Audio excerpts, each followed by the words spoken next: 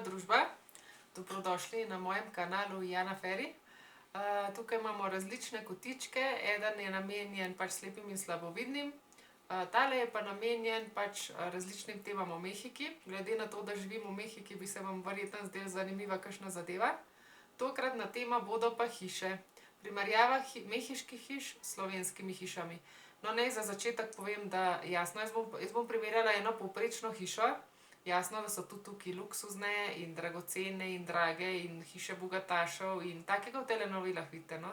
Ampak teh ne bom primerjala s slovenskimi, nima smisla. Bom pa primerjala eno povprečno hišo. Je kar nekaj razlik, no, moram reči. Mi zdaj tukaj živimo v dvosobni hiši, in sicer imam midva spalnico, pa Lisa ima svojo sobo. Potem imamo kopalnico s straniščem, skupaj je kar en prostor. Potem imamo pa vse skupaj, je pa kuhinja, jedilnica pa dnevna soba. To se kar skupaj drži en tak zelo dolg pravokotnik in ni nobenih sten vmes. In bom rekla, da za naše potrebe je čisto dovolj, ker smo trije. Ni pa zdaj, mislim, včasih je problem, kaj bi kakšno zadevo človek postavil, ampak je pa bolj sproti pospravljeno, se pa pač bolj sproti izloči stvari, ki se jih ne rabi več. Kar me bolj moti tukaj oziroma bolj pogrešam iz Slovenije, je pa, kako so te hiše narejene. Govorim jasno o povprečnih hišah, da ne bo pomote. Stene so tanke, takole enih, son nasilas paredes, digo, más o menos 10 centímetros, así. De México, Aha. sí. Enih 10 centimetrske stene so in to bog ve s kakšnega materiala je narejen.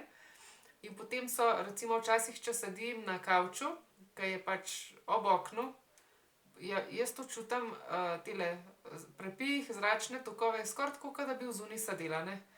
In problem je pa, ker je zdaj tukaj, ker mi živimo, je včasih tudi mraz, pozimi tudi pride do pod ničlo, ne vem, -1 pride in s takimi stenami, ke ne vem, ke kar porozne so, kar vseskozi pride, to je, ne vem, je kar precej mraz, no, in moram reči, da ke je najbolj zima, da imam ne vem, imam termomajico, se pravi majico z dolgimi rokavi, pa ene 2 puloverja na sebi, pa še bundo, pa še odspodaj jasno, da imam tudi volnene žabe in pajkice in pa kavbojke ponavadi, pa tople čevlje, pa še pol se zadekam za čez dan.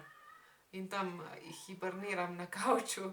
Pozimi je kar nerodna zadeva, no, še zlasti, ker tudi sploh nimamo ogrevanja, ampak tudi če bi ga imeli, se bi tako to bilo skozi okenj metanje, no, in kar se uporablja potem, so radiatorji, električni, in z Degom se velikokrat se pričkava, ker bi on na vso moč to rad uporabil.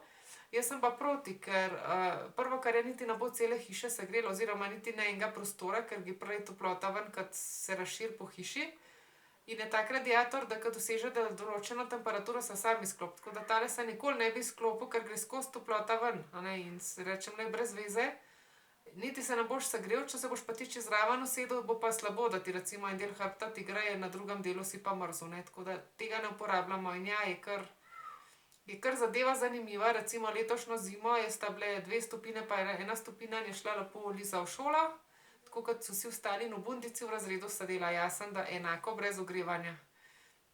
Tako da to je ena zadeva, ke mi majčkeno ni všeč.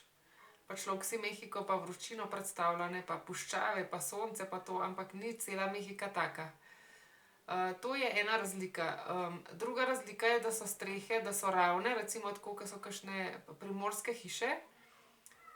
Si mislim, da zaradi vetra. Pa okna se ponavadi se ne nujno tako odpirajo, da jih je zelo enostavno počistiti, ampak se tukaj se noben kaj dosti ne sekira, če je to čisto ali ni čisto. Itak se kar naprej praši, tako da ni tukaj neki standard čistoče tak, ke v Sloveniji. No, potem je pa še tako taka zadeva, da se hiše kar druga zraven druge držijo. In so potem, ne vem, če zdaj slišite, ampak naša soseda je nekaj jezna. In saj jasno, da se sliši to od vsem, ne, in ni nobene zasebnosti ni. Mislim, včasih ima človek občutek, da v prepiru sosedov ne sodeluje, da zraven z njimi za mizo sedi. In je malo nerodna zadeva včasih, no. Ampak pač sem se navadila, da je temu tako. Potem je pa na strehi, je pa ponavadi je pa ena cisterna vode, ker od tam pa potem gre voda po celi hiši. Tako na ta način je narejena. Za hišo je pa majčken delček, no, dvorišča ali je, mi imamo zdajle relativno velikega v primerjavi z ostalimi, ponavadi je samo par metrčkov. je pa betonsko korito in tam so včasih na roke prale ženske. Ene še vedno na roke perejo. Moram priznati, da tukaj vsak dan sosedo slišim in to je petek in svetek in to je od minusa pa do plus ne vem koliko stopinj, ona to vedno na roke pere še v zuri, no. In zunaj, na prostem, je bojler plinski, pa je pralni stroj, pa je to korito. Moram reči, da stojal za parilo glih ne uporabljajo, to vidijo zdaj nekaj zadnji hit, tole, ki imamo mi doma, ampak včasih, ko je pač vreme spremenljivo, je zelo rada tele zadeve za posušiti parilo zagrabam in noter nesem, da to ni treba kar naprej s klinčki pripenati pa odpenati. Tako, od spredaj ima pa ena taka tipična hiša, ima pa en vrtek toliko za dolžino hiše in ponavadi se to uporabi za to, da se avto parkira ali pa je kakšna vrtna miza vzunaj, pa se pač družijo, pa tako, družimo. Tako, taka je hiša v Mehiki. Saj pravim, najbolj od vsega pogrešam pač ogrevanje, ker ja, tudi tukaj zna biti precej mraz in je to nerodna zadeva. Potem imajo pa še eno zelo zanimivo stvar, imajo pa na strehi, imajo tudi kakšne kužke. In to še, ne vem še čisto točno zakaj. Tega se me ha olvidado, ¿por qué ponen los perros en el techo? Protección, para que si viene alguien, un ladrón, pues los perros ladran. Bueno, pero si viene en el piso, ¿tú crees que saltaría? No, no salta, pero ladran. Ah, Y lo que pasa es que no tienen dónde ponerlos, no los pueden tener adentro de la casa, los tienen adentro arriba. pero no está un poquito cruel cuando hace mucho sol. Por supuesto. ¿Y cómo le dan de comer que no alcanza hasta allá? Pues suben una escalera. Ok. Imajo eno tako čudno navado tukaj, da dajo kužke na streho in to rottweilerje ima, vse pasme psov imajo. In to je brez strehe, mislim, se mi zdi, da je strašno neusmiljeno.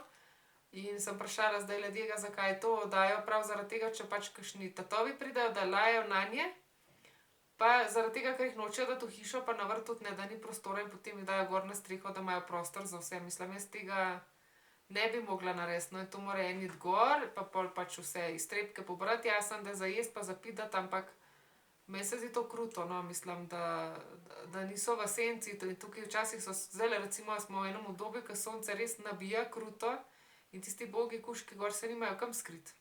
Tako, no, to se mi zdela ena zadeva taka, bolj zanimiva. Upam, da je bila zanimiva tema. Hiše v Sloveniji so čist druge kvalitete, no, to čist ni primerjave. Ampak se mi zdi, da dokler se niso začele tele klimatske spremembe pojavljati po celem svetu, da so bile tudi tele mehiške čisto v redu, zdaj so pa tukaj višje in nižje temperature, kot so bile nekoč, tako da je pa malo problematična zadeva. Ampak tako to je. No, pošiljam vam pozdravčke čez lužico. Če vam je bil video všeč, nas lahko seveda všečkate in v komentarju pa povejte, če vas je kaj presenetilo v zvezi z mehiško hišo. Se vidimo, adijo!